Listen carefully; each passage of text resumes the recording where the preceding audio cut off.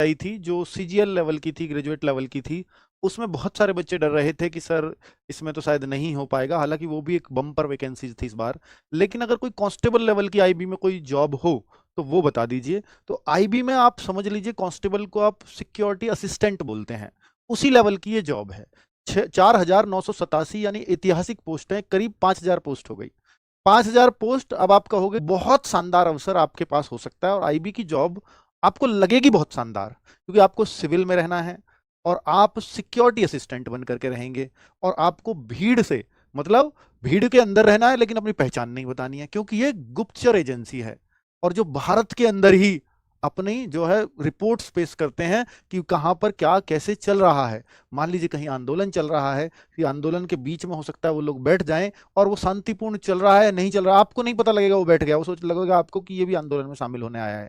लेकिन वो सारा सब कुछ नोटिस करने वो सरकार की तरफ से वहां डेप्यूट किया गया है और सारी रिपोर्ट बना के भेजता रहेगा सरकार को। लगता रहेगा भाई आंदोलन ठीक ठाक ही चल रहा है। कौन कौन वहां नेता बन रहे हैं, किस किस के नाम एफआईआर में होने से वो आंदोलन शांत हो जाएगा, ये सब कुछ सरकार कराती है। आप समझ लीजिए उनके माध्यम से एक छोटा सा एग्जाम्पल दिया है। तो इस तरह की एक शानदार जॉब आपको सरकार के लिए करनी पड़ेगी देश में शांति व्यवस्था को स्थापित करने के लिए। आप कहो सर ये तो बहुत गलत हो जाएगा, कई बार शांति स्थापित करने के लिए जरूर कि वो अपनी निगरानी कराए, क्योंकि कल को अगर कुछ गड़बड़ हो गई तो भी तो सरकार पे मामला ठीकरा फूटेगा, है ना। तो वो बात है। बाकी अब बात कर लेते हैं कि ये पहले भी कभी वैकेंसी आई है या नहीं आई है। तो जी हाँ, पहले ये 2022 में वैकेंसी आई थी। तब ये जो पद आए थे वो मात्र 1671 आए थे। और अब की बार आप देख रहे हैं 5,000 लगभग। भाई 13 कम कर दो बस, 5,000 में 4987 पोस्ट है, जो कि इस बार जब मिल जाता है कि करीब 4 माह एग्जाम के लिए इसमें मिल जाते हैं। हो ना आप, वो वाला सीन है इस जॉब का। दिल्ली, तो दिल्ली के देखिए 1124 वैकेंसी है, क्योंकि यहाँ तो चाहिए ना, यहाँ तो भाई बहुत ज्यादा लोग चाहिए। यहाँ बहुत ज्यादा आंदोलन वगैरह होते भी रहते हैं। यहाँ बिल्कुल, यहाँ इंटरनल सिक्योरिटी हमेशा हाई अलर्ट पर रहती है कि यहाँ पे कोई ऐसे, क्योंकि दिल्ली में अगर कोई मान लीजिए कोई आतंकवादी धमाका कर दे तो पूरे देश की नजर उस पर जाती है, और देश क्या विदेशों की नजर जाती है, यार दिल्ली को सेफ नहीं रख पा रहे इंडिया वाले, अपनी राजधानी को। तो इस वजह से दिल्ली में ज्यादा इंटरनल सिक्योरिटी की आवश्यकता होती है। तो 1124 पोस्ट दिल्ली के लिए आई है सिर्फ।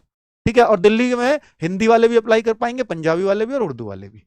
ठीक है। आगे हम देखें, गैंगटॉक में नेपाली भूटिया तो ऐसे लगी हुई है। गुवाहाटी जैसे असम वाले हैं तो यहां पर इतनी सारी लैंग्वेजेस चल जाती हैं। देखो 124 में सर, मेरठ में है। तो लखनऊ में देखो अच्छे खासे पद हैं, 229। मेरठ में 41 पोस्ट हैं। घर में नौकरी कर सकते हो भाई, है ना। और वो भी सेंट्रल लेवल की जॉब में। तो पटना हिंदी चलेगी भाई, कितनी 164 पोस्ट हैं। अब बिहार में पूरे में जहां जो वैकेंसीज है वो यहीं से लगेंगी, हो सकता है आपको अपने डिस्ट्रिक्ट में मिले ये पोस्टिंग। ठीक है। रांची हिंदी, तो रांची रांची में झारखंड में, तो यहां भी चलेगी हिंदी। तो ये कर सकते हैं। समझ में आ गई बात। वाले 5,000 में से 2,008 पोस्ट पे अप्लाई कर पाएंगे। ठीक है।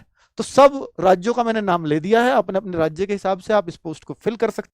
पता चलेगी कितनी अच्छी पोस्ट है, अपने घर में नौकरी मिलेगी, ट्रांसफर भी ज्यादा दूर होंगे नहीं, क्योंकि आपको लैंग्वेज का बैरियर है यहाँ पर। ठीक है। वैसे तो ये ऑल इंडिया पोस्टिंग है, बट हिंदी वाले को कैसे भेज सकते हैं, वो तमिलनाडु में या आंध्रा में नहीं भेज सकते, क्योंकि वहां लैंग्वेज बैरियर है। तो 26 जुलाई को ये फॉर्म आ रहे हैं, 17 अगस्त इसकी लास्ट डेट होगी। ठीक है। बहुत थोड़े दिन फॉर्म चलेंगे, विंडो 20-22 दिन की चलती है इसमें। और फिर क्योंकि बहुत तेजी से भर्ती पूरी होती है, तो जो लोग इसकी तैयारी करना चाहते हैं भाई वो तैयारी शुरू कर देना।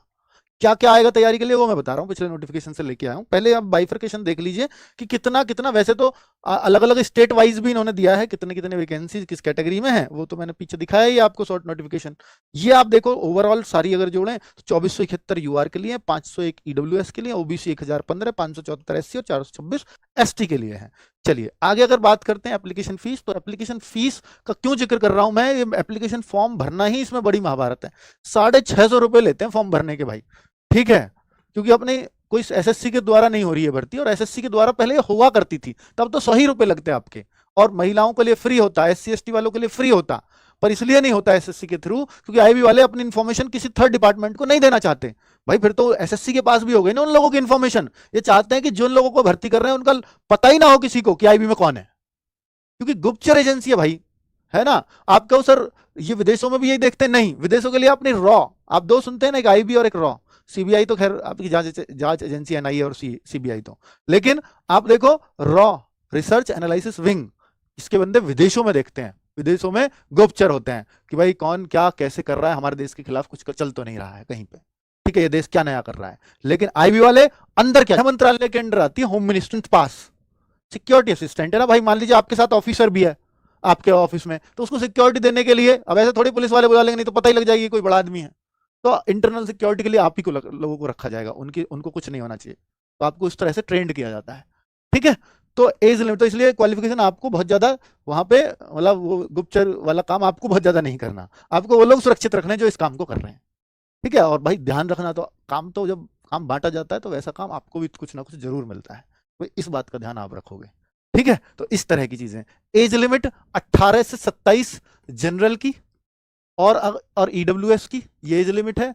ओबीसी के लिए 18 से 30 हो जाएगी, ओबीसी में अगर कोई आता है तो। एससी एसटी के लिए यही एज हो जाती है। इस वक्त अलग से अगर आप दिल्ली एनसीआर के ऐसे क्षेत्र में नौकरी कर रहे हो जहां एचआरए भी बहुत ज्यादा मिलता है, तो यहां तो आपकी हो सकता है 50,000 तक सैलरी बन जाए, 50,000 तक। लेकिन अगर आप, मतलब ये एनसीआर एरिया की बात कर रहा हूं मैं, और अगर एनसीआर से बाहर हो या किसी मुंबई जैसे शहर में नहीं हो, मुंबई चेन्नई कोलकाता में तो लगभग ऐसी ही बैठेगी अपने महानगरों में, लेकिन जो वाई ग्रेड और जेड ग्रेड सिटी है उनमें थोड़ी सी कम बनेगी। तो भाई आप ये समझ लीजिए जो जेड है उनमें, और एक वाई ग्रेड, और ये होता है एक्स ग्रेड सिटी, तो जो वाई ग्रेड है उसमें करीब 45, जहां पर मतलब झारखंड में रांची तो ये वाई ग्रेड में आ जाएगा, लेकिन जेड ग्रेड ऐसा होगा जो झारखंड के भी ऐसे। ठीक है, तो उस तरह से सरकार ने बनाए हुए हैं अपने पैमाने। तो ऐसी ये सैलरी आप समझ सकते हो कि क्या एक अच्छी खासी सैलरी आपको अपने घर के आसपास अगर ये जॉब मिल जाए तो इससे बढ़िया कुछ नहीं है, क्योंकि एक्साइटमेंट का एक्साइटमेंट, जॉब का एक्साइटमेंट कितना तगड़ा रहता होगा इसका, सोचिए ना। वे आप कांस्टेबल को तो चलो थाने में नौकरी करनी है, वहां करनी है, लोगों से मिलना है, लेकिन इसको अपनी पहचान भी छुपानी है और नौकरी भी करनी है, और क्या चल रहा है यहाँ ये रिपोर्ट हर रोज करनी है। ठीक है, सब कुछ शांतिपूर्ण है या नहीं है, कहीं क्या गड़बड़ है, तो आपकी रिपोर्ट के आधार पर एक्शन लिए जाते हैं।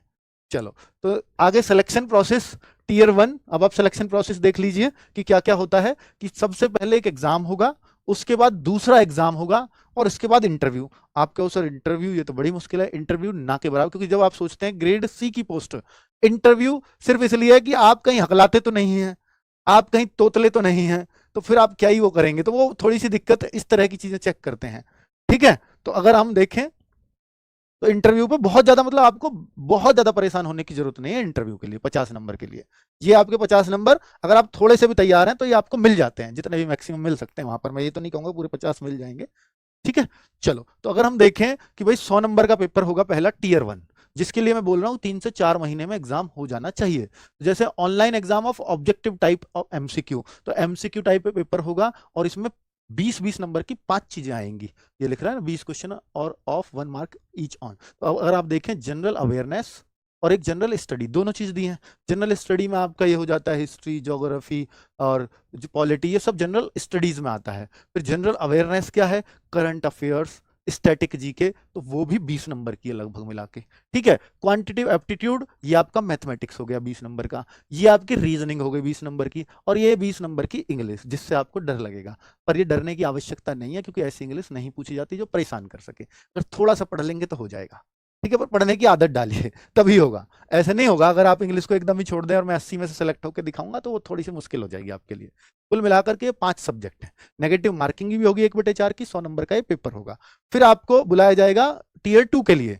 टीयर 2 में होता टीयर 2 50 नंबर का है, लेकिन ये जो 10 नंबर है टीयर 2 के, जिसमें आपने मान लीजिए हिंदी से भरा, तो ये 10 नंबर चेक होंगे इंटरव्यू के दौरान कि आप हिंदी बोल भी पाते हैं कि नहीं। जो लैंग्वेज से भर रहे हो उसी में आपका इंटरव्यू होगा, हिंदी लैंग्वेज से भरा है तो हिंदी में ही आपका इंटरव्यू होगा पूरी तरह से, और वो 10 नंबर तो आपको खरे मिल जाने हैं इसके। ठीक है, अब इन 40 में से वो बोलता है नहीं, सेंटेंसों को आपको इंग्लिश में लिखना है, उनको जो आपको हिंदी में लिखाएगा आपको इंग्लिश में कन्वर्ट कर देना, ट्रांसलेट। आपके मान लीजिए बंगाली भाषा चुनिए तो बंगाली में आएगा, फिर वो आपको इंग्लिश में ट्रांसलेट करना होगा। इसमें एक फिक्स से नंबर सबको मिलते ही हैं, कोई बहुत अच्छा कुछ कर लेगा तो थोड़े से और ज्यादा मिल जाएंगे, तो इससे बहुत घबराने की आवश्यकता नहीं है। घबराहट है तो सिर्फ इस पेपर की, इसको अगर आप अच्छा करते हो तो सिलेक्शन ले